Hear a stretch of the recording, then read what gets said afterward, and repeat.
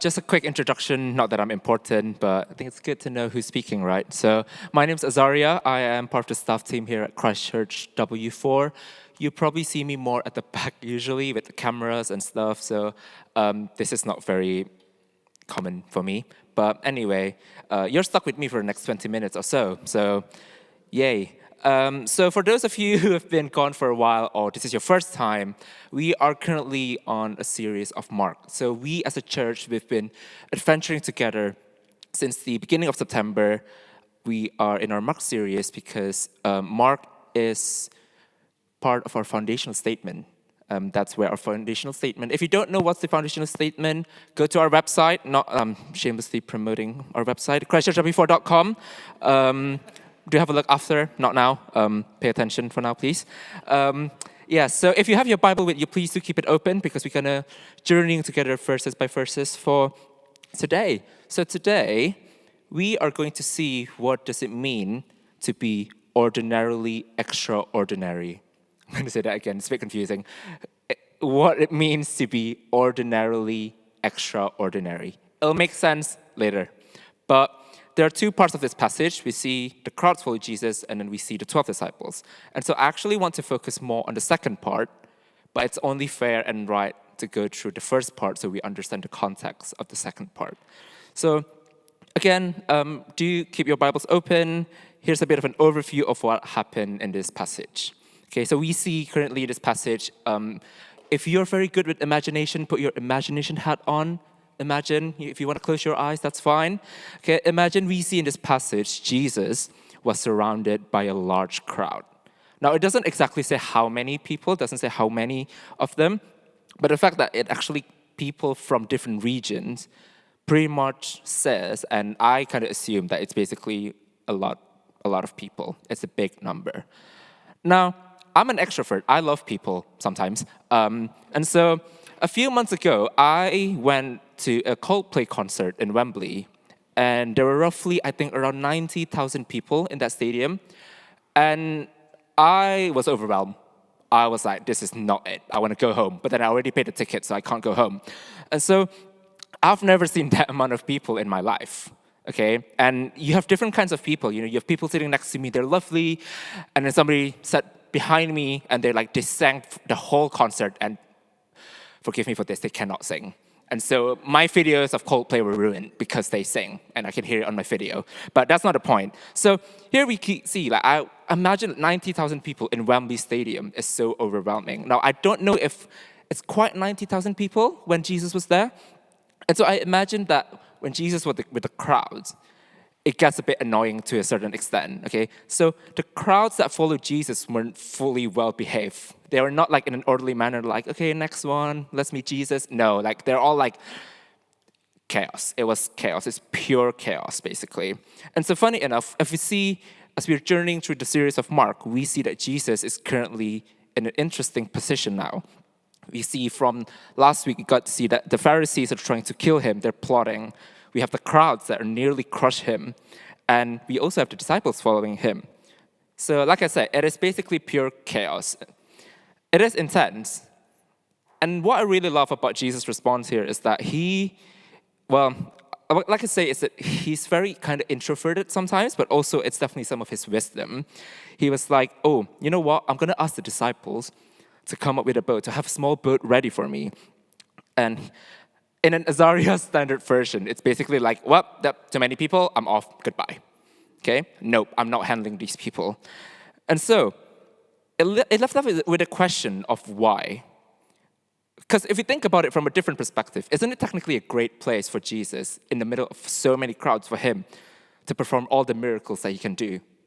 Wouldn't it be a great place for him to evangelize? Wouldn't it be a great place for him to do whatever he can do? Because he is God after all. And so, if you look at it from that lens, this is such a great moment. That could have been I'm going to heal everyone. I'm going to cast out demons from everyone that's suffering. And yet he chose to withdraw from all of that. Why is that? And so to put it into summary of the crowds that were following Jesus, we know that have been mentioned that they are not in an orderly manner, but they're pushing each other. Okay, so I really don't know whether you've been in this kind of position before, but a few years ago, I went to a festival. It's called Big Church Festival. And this is the very first time I discovered there's a Christian mosh pit. So I'm like, what? Imagine, it's like EDM Christian music, and then people just like running towards each other and like pushing each other. I was like, oh my days. Not great. Don't try. Well, unless you like, but don't. And so I would like to imagine it sort of like that. People just like pushing each other. They're like, oh, like I want to see Jesus. I want to touch Jesus. I want to see Jesus. And so I don't know whether there's a risk assessment back then, but then it's basically a health and safety issue, definitely up to that point, right? And so the fact that Jesus, the Jesus wanted to escape from the crowd implies that the situation is just not feasible anymore. Well, yes, Jesus healed many people, but that leads to more people coming to him just for that. Do you kind of see where this is going? So in verse 8, it says that when they heard how many things he was doing, this implies that the crowds were attracted to what Jesus was doing. And Jesus knew exactly why this is not the place to perform miracles. The crowds blindly follow Jesus just for the sake of their benefit. And in this case, we see it's healing or casting out demons. And so, if Jesus kept giving what they want or just to perform it, it will increase the amount of people following Jesus transactionally.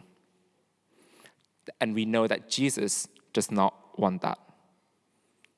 The crowd wants something from Jesus rather than being with him. They're attracted to Jesus, but they are not true followers. And we've seen that Jesus wants a follower, not fans.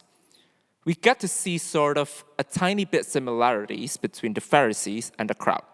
Okay, the Pharisees blindly rejected Jesus, the crowd blindly following Jesus. And so the crowd here, they're not pursuing Jesus for who he is, but for what they can get from him. Right? Imagine if you have a friend. I would assume everybody here at least have a friend. And later you found out that that friend only become friends with you because they want something from you. For example, Toby only become friend with me because I always buy him some coffee. And that's the only reason. Not saying that he did that, by the way. But so imagine, that's not really nice, isn't it? Imagine you have a friend that you think is a genuine friendship, but then turns out they only want something from you. It's not nice. And this is basically the position Jesus at currently. People come to him to get something out of it, not to follow him. But Jesus wants something deeper. People who will be with him, be changed by him, and be used by him for greater purpose. And we actually get to see this very soon. Okay, just to clarify, this does not mean Jesus doesn't love the crowds, okay? He loves every single one of them. And so that's why out of compassion, we actually see that he healed and cast out demons. But it's obvious that we've mentioned that the crowds were coming to Jesus with the wrong reasons. And Jesus, being Jesus, of course he knew. In John chapter 2, verse 23 to 25, it says this. Now, while he was in Jerusalem at the Passover festival, many people saw the signs he was performing and believed in his name. But Jesus would not entrust himself to them, for he knew all people. He did not need any testimony about mankind, for he knew what was in each person. So we get to know Jesus knew that all of these crowds, it's not real. Jesus knew it wasn't real. They were not there to follow Jesus as the Messiah. So another interesting thing, as we continue on and look at this passage, we'll see from the passage on verse 11, where it says, whenever the impure spirits saw him, they fell down before him and cried out, "You are the Son of God." But he gave them strict orders not to tell others about him. My initial thought on this is I don't know, I think I feel a bit conflicted, because imagine if your enemies, or if you're playing imagine you're playing a game or you watch a movie and you see that the enemy is actually acknowledging that you are great. Isn't that technically a great thing? Like the enemy is acknowledging that you're great. Oh yeah, you're strong. I'm nothing. That's great. Like in my eyes, that's like a positive thing. And so initial thought, right? I don't know why, but like the impure spirits, aka the evil one, said that Jesus is truly the Son of God. I mean, yes, we know that, right? We know that Jesus is the Son of God. So why did Jesus give them strict orders not to tell the others about him? Well, my background is in PR, and so a little bit about PR is that any publicity is a good publicity. Okay, bad publicity equals to good publicity. I don't know how, but here we are. So first thing that came to my mind was like, well, this is a great publicity for Jesus, right? If the evil spirit says like, oh, you are the Son of God, that's basically like confirming that he is indeed. But I guess that's exactly why Jesus told them not to tell the others. Because Jesus, he doesn't need any sort of publicity of his identity. We know that his identity isn't defined by what others say about him, because his identity is secure, that he is indeed Son of God.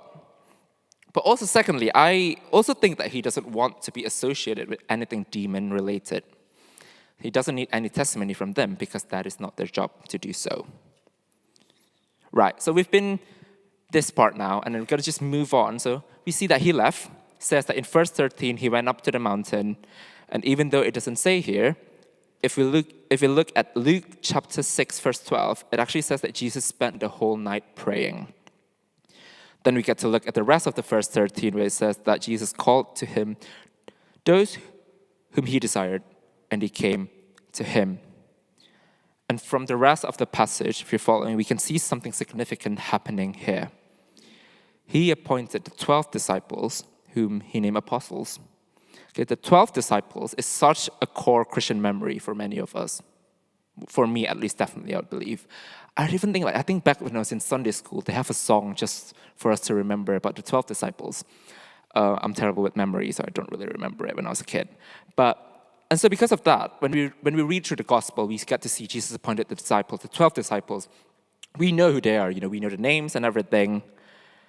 But we sometimes tend to miss the important bits because maybe, just a maybe, perhaps we focus too much on who the disciples were, not why are they chosen, not how, or even like what they are called to do. So that's what I want us to focus, what we should focus on today, and what it means actually for us. So the Greek word translated here as appointed is a poison, and it means literally to create, to make. It is also the same word used in the Greek translation of the Old Testament. In Genesis 1, verse 1, in the beginning God created the heaven and the earth. So what does this mean? This means that their apostleship will be defined not what they will do for Jesus, but by what Jesus will make of them. I'm going to say that again. Their apostleship will be defined not by what they will do for Jesus, but by what Jesus will make of them. The term apostles mean to be sent ones. And that's exactly what they're going to do. They're no longer a passive followers, but they are now an active participant. Such a privilege, right? So as we continue, we get to see who the 12 disciples were. We have Simon, to whom he gave the name Peter.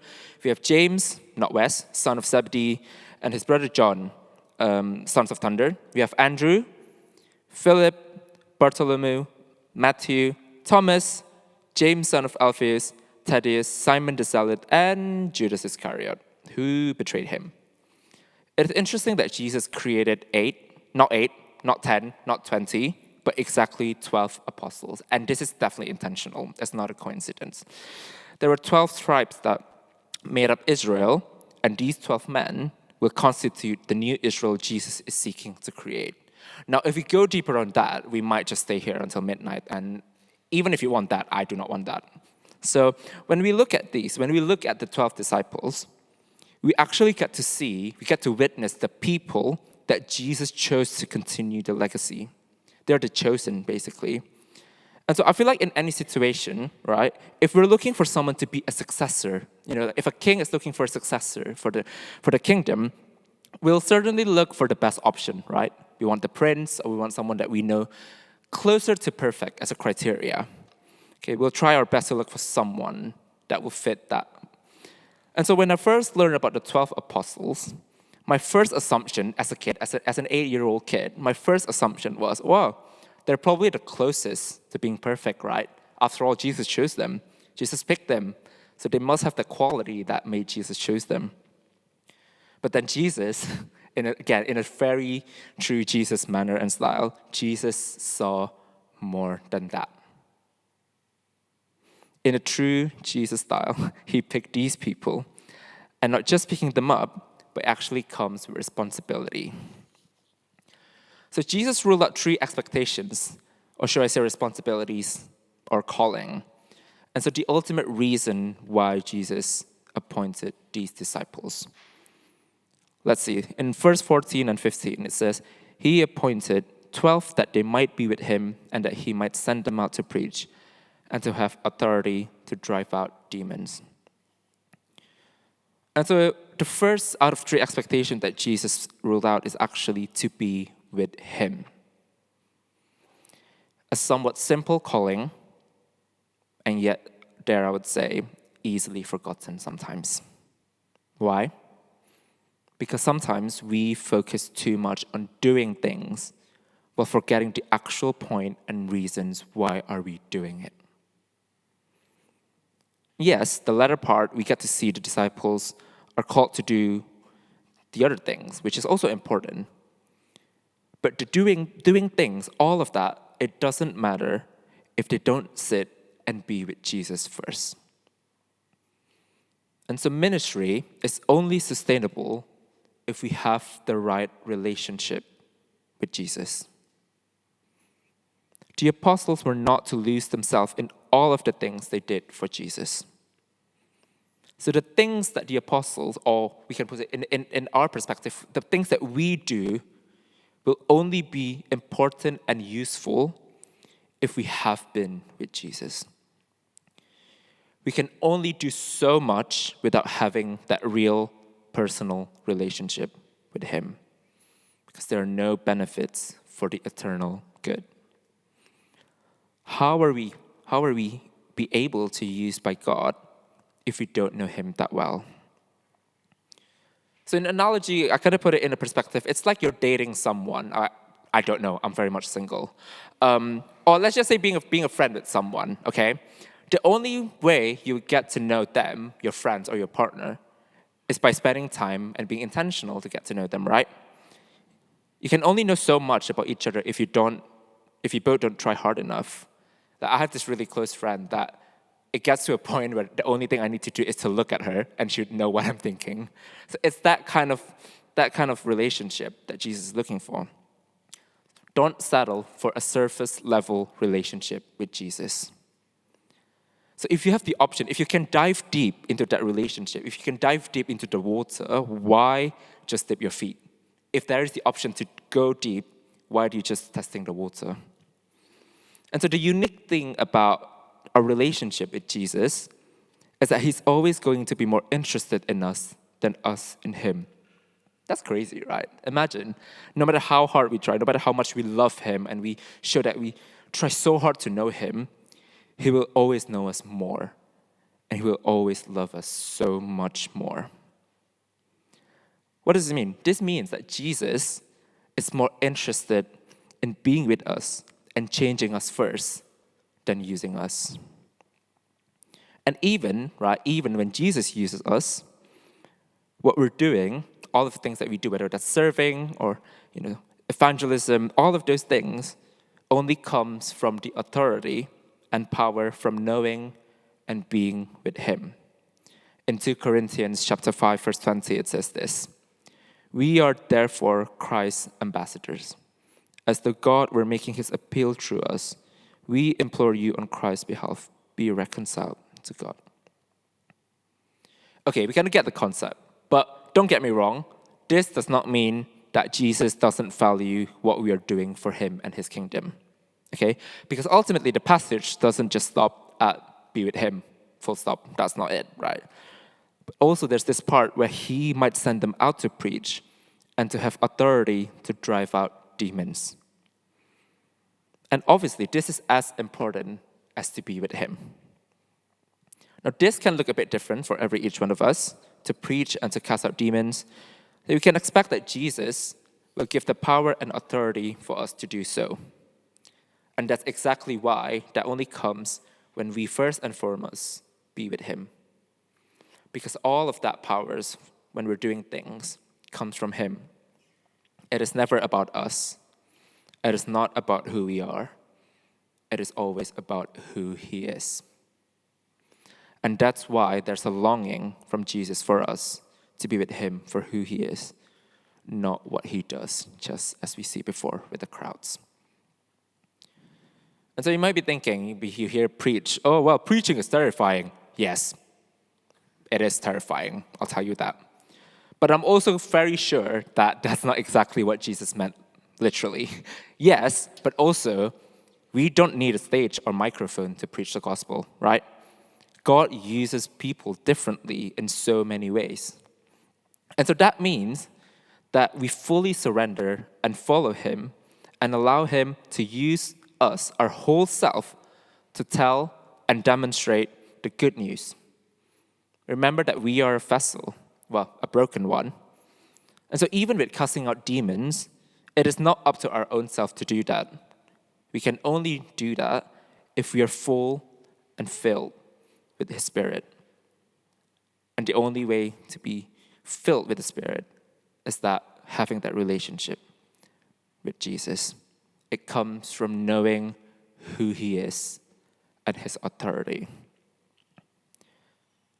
So we're not going to look through all the disciples one by one, but it is safe to say that these disciples are far from perfect. Okay, we get to see Simon Peter, very aggressive, outspoken. We have James and John, sons of thunders, self-explanatory, zealous, thunderous. In summary, I put not it, basically. We have Andrew. Now, Andrew is a bit funny. He's not as extreme, but we see that actually a lot of his ministry is a background work. It is a less seen ministry. And yet there's also no evidence that he grumbles about it. He just fully embraces it. We have Philip, a pessimist, or one could say a realist. We have Bartholomew, a serious guy, had a prejudice problem against people from Nazareth. We have Matthew, tax collector, lowest of the lowest in the Jewish society, hated by almost everyone. We have Thomas, a doubter, always feeling anxious. We have James, son of Alphaeus, no recognition, no leadership whatsoever. It's also called James the Less, which is a bit sad. We have Thaddeus, mentioned only once in the gospel. And we have Simon the Zealot, hated the Romans, and funny enough, would probably kill Matthew if there's an opportunity. And Judas. It's Judas. And so when we look at this list, right, now that we get to see these people and who they are and what their character and their personality, if we are Jesus, which we are not, okay, would we actually want to choose them as the one to continue a legacy? First instinct, I would be like, no, not a chance, okay? But that's a good thing, because we are not Jesus. You see, Jesus sees something different from each one of them. Because it is, again, not about who they are, but it is about who Jesus is. So we get to see, actually, there's a bit of similarities between these disciples with each other, that despite their brokenness and differences, Jesus chose to use them. Jesus has the power to change them, each one of them.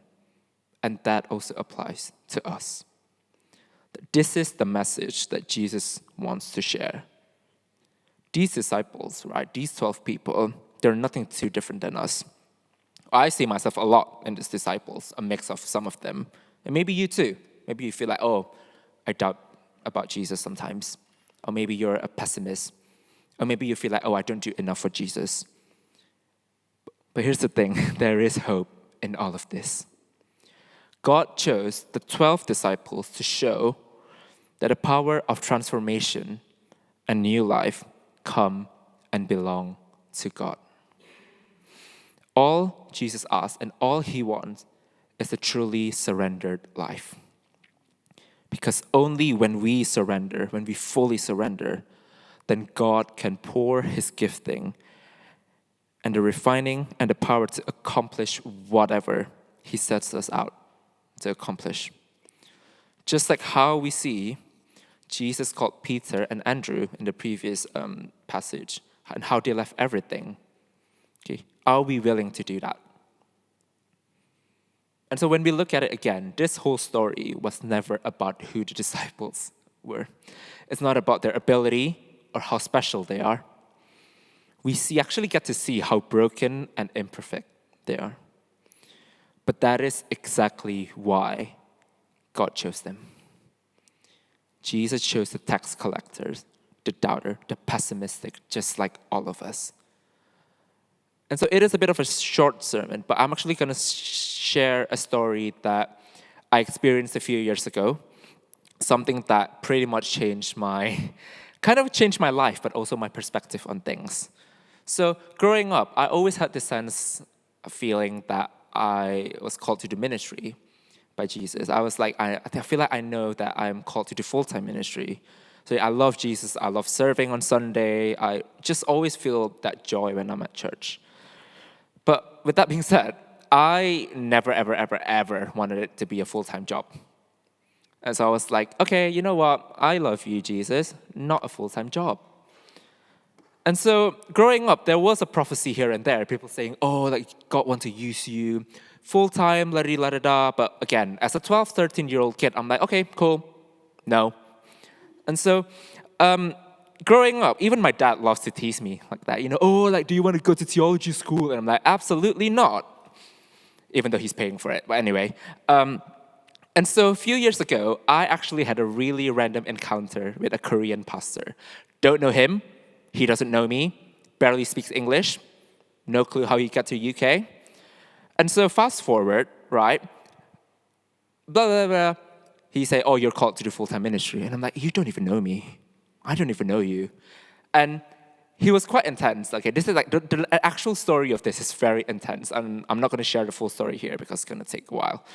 But so my first reaction, my first response was I was in denial. I was like, absolutely not, as usual. And like I said, I love Jesus, I love serving, I love church. Do I want it to be a full-time? No. And so when I tried to deny that calling, my first reaction was just like, but I'm not perfect. I get to see people who work for a church, I see people who serve, they're like living their best, holiest life. They're trying to live that holy life. And I'm like, I am far from that. I'm like, absolutely not. I'm not good enough. I'm inadequate. Like, why me for full ministry? And so in that period of time, that's when I encountered God, when God spoke to me, and that's when I clocked that it was never about me. It's never been about who we are. So just like the song that I really like recently, The Blood, so the bridge says like this. So it's never been about performance, perfection, or striving for acceptance. It's not about deserving or earning. If we want to be holy, righteous, purified, spotless, worthy, forgiven, it is all because of the blood. And it is a gift that's freely given. And so Jesus appointed these disciples not because of who they are. We are here now. We are called by the Son. We are called by Jesus not because of who we are, but because of who he is. The disciples are broken people, and so are we. They're not perfect, and so are we. But the whole story was never about the disciples. It's about Jesus. We are just ordinary people with an extraordinary God, and that's what makes us ordinarily extraordinary. It's because of him,